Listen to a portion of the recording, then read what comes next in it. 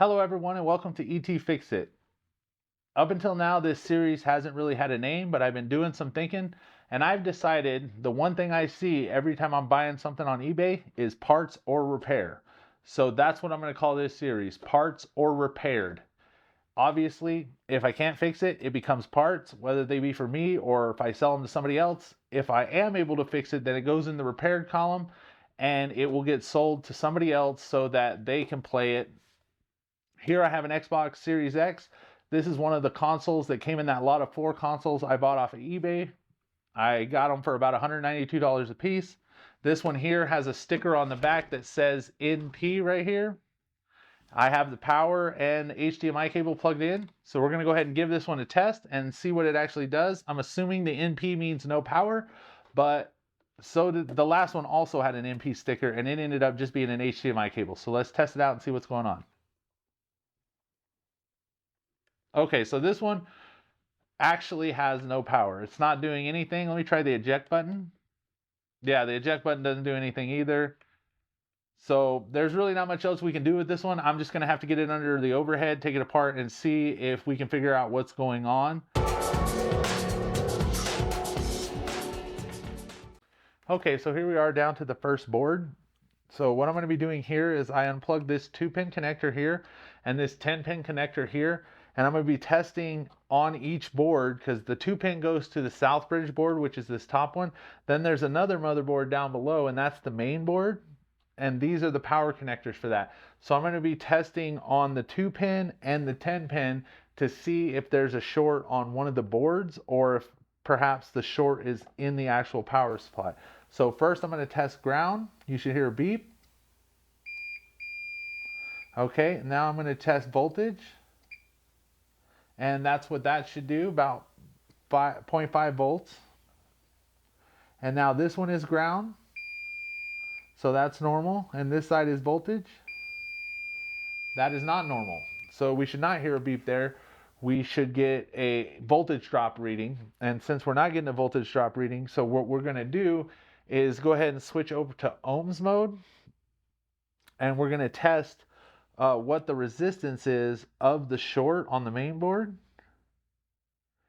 And it looks like 0 because my leads have 0 and it is reading dead short to ground. So I'm going to have to go ahead and get this top board off. I'll get the power supply off and then we will go ahead and see what we can see on the actual main board. We'll probably have to get it under the microscope and use a thermal cam, but it's good to know that the short is on the main board. So let's do that now. Okay, so here we are underneath the microscope. I'm going to go ahead and zoom around the board a little bit and see if I can see anything that looks out of place. There's a little discoloration on that capacitor. I don't think that's causing the issue, but we'll go ahead and look at all the capacitors that were shorted on that rail. And as we get through the board, hold on a second. This inductor right here looks like it is, yeah, that is broken off the corner right there. I don't think that'll cause a short, so I'm going to go ahead and continue my inspection. I will come back to that if I don't see anything, but like I said, I don't believe that that would cause the short that we're looking for. So we'll go ahead and continue on with the inspection and then check all the capacitors and everything, because usually a short's going to be caused by a capacitor that's shorted out. And if I don't find anything, then I'll just go ahead and remove that inductor. And since I haven't seen anything yet, I'm probably just going to go ahead and do that now. I'll just take that inductor off and I will see if that relieves the short. If it does not relieve the short, then we will have to do something else. I'd imagine we will just hook up, at that point we'll just hook up the thermal camera and we will see if we can find the short that way. So I'm gonna go ahead and heat up around the board here just to get it a little bit hot. Now these boards are thick, so I got my hot air station set to 480 degrees Celsius at 90% airflow just to heat it up quicker. And now we got that off, I'll go ahead and test for a short, and if I'm unable to find anything, then I will hook up my thermal cam and see if we can see anything that way. So I've been testing around the board a little bit and the short is still there. It's not on those two caps that were right around that, but it is on the other side. So what I like to do when I use the thermal cam is hook up a wire so that I can flip the board easy enough. So I'm going to solder a wire to this 12-volt test point right here. That'll make it easiest just in case the short is on the back side of the board. So I'll go ahead and add a little bit of flux to this, and then I'll add some extra solder so that I can solder the wire onto there. So yeah, let me add the solder first. I'll get some leaded solder and put it on the tip of my iron, and then I'm just going to add it to one side of this 12-volt test point. You don't have to worry about bridging that or anything because they are both connected. Even though it looks like two separate pads, they're both connected, so don't have to worry about that. And I'm just going to go ahead and heat up the wire a little bit here, get the solder melted, and then I'll push that down and solder it to that 12-volt test point, and then we will switch over to the thermal cam and see if we can see anything. Okay, it seems nice and sturdy. Okay, so here we are underneath the thermal cam. I see a little bit of a heat spot here on the left side. It looks like it's coming from a capacitor. Yeah, see right there, when I turn the power supply off, it goes cold, and then when I turn the power supply on, you see it get a little hot there. So that's definitely it, and it was this capacitor that's on the second row. And as you can see here, when I have my LED light on, I was using my anti-glare light when I was going over the board before, and I wasn't able to see that capacitor was cracked. So that's a pretty good lesson to anybody who's doing this, is always make sure and use your overhead LED, because as you can see with just the anti-glare light, it doesn't look that bad. I mean, granted, I was scratching on it, so it looks a little worse, but if I would have been using my LED light, I probably would have noticed that. Granted, I am zoomed in a little bit further. So what we're going to do is we're going to go ahead and take that capacitor off. And now that we got the board flipped around here where I can get to it, I'm going to do the same thing I did with that inductor. I'm just going to heat up the board. And while the board is heating, I'm going to come in with my tweezers and just pull that capacitor off. It's not quite ready yet. So I'm just going round and round. Now I'm going to focus on it a little bit more. I was just trying to preheat the board a little bit, and then I'll just take that capacitor right off of there. So now that we have that capacitor off there, I'll go to this is a donor board. So I'll go ahead and take this capacitor off of here to put on there. I'm also going to steal that inductor while I'm here so that I can replace that on the other board, and I will order those two components from DigiKey, because the board that I'm stealing these off of is actually a working board that I'm trying, at some point I'm going to try to recover the hard drive on it. So I'm going to go ahead and steal the capacitor, go down here and steal that inductor that had the chip in the corner of it.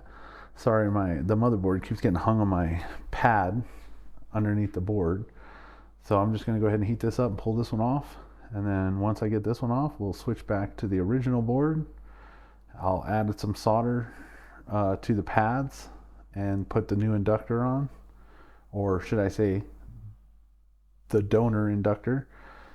So once we get to that point, we'll install the cap, and then it hopefully will work just fine. So I'm going to put a little flux on here so that I can flow some leaded solder on here, so it'll be a little bit easier to do the whole thing, or solder the inductor back on. And oh, I ain't got no solder on my iron.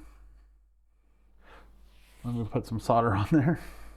Okay, so now I got some solder on my iron. I'll go ahead and smooth out these pads a little bit so they look a little bit nicer, and then I will bring my hot air station in, and again at 480 degrees at 90% airflow. Now that I have the solder melted, I'll get it somewhat in place, and then what I'll do is I'll reflow over the top of it, and it will pull itself in place, as you saw right there. Pulled itself right where it needs to be. So now that I got that one soldered on, we'll go ahead and get that capacitor put back on. If I can find it under the microscope. Nope, that's not it. Okay, hold on, I think it's this way. Ah, there we go. Now I pre-tin these pads on the capacitor so that there's plenty of solder for it to stick to. I'm going to put a little bit of flux on there, and again I'm going to come in with my hot air station and I'm going to warm that up. While that's heating up, I'm going to get the capacitor in my tweezers and get that all lined up so I can put it back on. And then as the solder melts, which it hasn't quite melted yet, so as you can see it's pushing the capacitor sideways. So now it's starting to melt, but it's not quite fully melted yet, so it's still sticking a little bit on the one side. So I'm just going to try and get it held down. And then I'm going to bring my hot air back in. And when I bring my hot air back in, I'll add a little bit of extra flux. That way the capacitor will do just like the inductor did and pull itself into place. So all I'm doing here is just heating it up to melt the solder.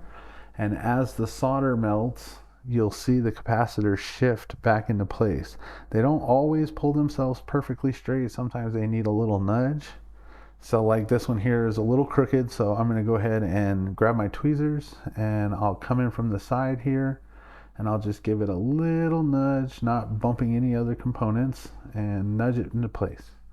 There we go, good as new. So now I'm going to go ahead and use some isopropyl alcohol and a Q-tip to clean up the board, get most of this residual flux off of here. I did also already clean, I will clean down below. So I'm just trying to get most of it off, and now I'll go ahead and use a Chemtech wipe to get any residual stuff off. And if there's anything left, I'll use my brush to get in between like the capacitors and anything like that. So now we got it all cleaned up. Let's put it back together and see what happens. Here we go, we got it back together and that's the test. So I'm going to go ahead and push the power button and see if we have any power. Now remember, this one here had absolutely no power whatsoever. So we're going to go ahead and see what's happening now. Yeah, look at that. We got the light on. Oh, and it's staying on. Yes. All right, so it's staying on. So I'm going to go ahead and turn it off so that I can get it all the way back together and we can fully test it. Okay, so here we are. As you can see, I got it all back together. Hopefully it turns on and stays on like it did under the overhead. So let's give it a go and see what happens. Okay, so we have a light and it seems to be staying on. Let's see if we get something on the screen. I really don't want to have to replace an HDMI port or take it back apart again for something else. Hey, let's go. Look at that. Yeah, got the Xbox logo. And oddly enough, even though it had no power, it looks like it has already been factory reset. So I'm going to go ahead and download my profile on here, make sure it connects to Xbox Live, and make sure that the system will update and that everything is working okay. I'm not going to be able to test the disk drive because I don't have any Xbox Series X games. I don't even think I have any DVDs or anything. So I'm going to have to get an Xbox Series X game to test that. So I'm going to go ahead and go through everything, make sure it all works, and then I'll come back and update and let you know what's going on. Okay, as you can see, we're at the dashboard. I went ahead and downloaded my profile, made sure it connected to Xbox Live, did the update, and everything seems to be working great. I deleted my profile. I have my son recover his profile on here, and then he'll probably play 8 to 10 hours over the next week or so. Hopefully in that time, I can find a game to test the DVD drive so that as long as everything's good, I can sell this one. But as of right now, this one's going in the repaired column. If there's any kind of issues, I will update you in a future video. But it's time to move on to the next repair. And if you haven't already, jump on my channel, go to the community tab and click on what you'd like to see in the next video. Your options are a PS5 digital, a PS5 disc, a Nintendo Switch Lite, or if you like these, another Xbox Series X. So please like and subscribe, and I hope you'll join me in the next video.